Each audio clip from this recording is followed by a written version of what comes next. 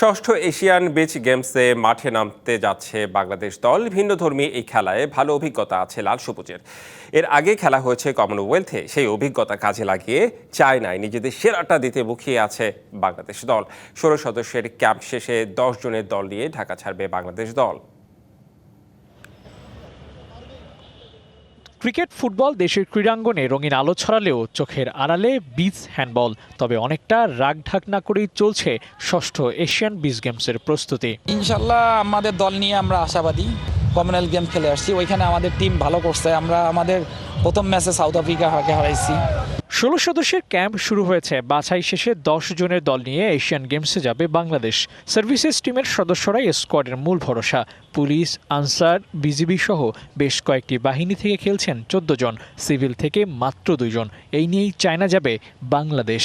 আলহামদুলিল্লাহ, আমরা মনে করি আমরা যেহেতু কমনওয়েলথ অনেক বছর পর আমরা গিয়ে কমনওয়েলথে ভালো রেজাল্ট করে আসছি, তো আমরা আমাদের টিম নিয়ে অপার সম্ভাবনা দেখছি। ইনশাল্লাহ আমাদের টিমের সিনিয়র প্লেয়ার যারা আছে, তাজু ভাই আছে, রবিউল ভাই আছে, পিপুল দা আছে, সবাই খুবই ভালো প্লেয়ার। তারা ইনশাল্লাহ এবার আমরা চেষ্টা করব যে আমরা যেন অবশ্যই ভালো কিছু করে আসি। কমনওয়েলথে ভালো অভিজ্ঞতা আছে বাংলাদেশের। গেল বছর সাউথ আফ্রিকা, ভারত, মালদ্বীপের মতো দলকে হারিয়েছে তারা। কোয়ালিফাই করেছিল সেমিফাইনালে।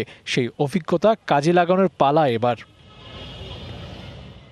ইনডোর হ্যান্ডবলের থেকে অনেকটাই ভিন্ন বিচ হ্যান্ডবল। প্লেয়ারদের দরকার স্বাভাবিকের তুলনায় বেশি স্ট্যামিনা। ফিটনেসে ঘাটতি থাকলে খেলাটাই প্রায় অসম্ভব। দলটির কোচ জানালেন বিস্তারিত।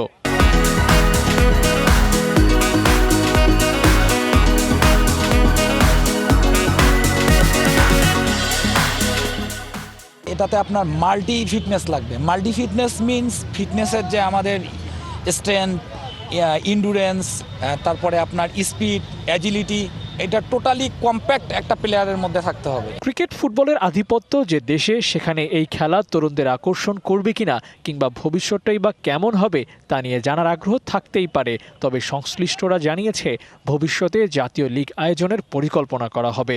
সম্ভব হলে স্কুল পর্যায়েও ছড়িয়ে দেওয়া হবে বিচ হ্যান্ডবল। তার আগে উদাহরণ তৈরি করার মতো কিছু করতে হবে বর্তমানদের।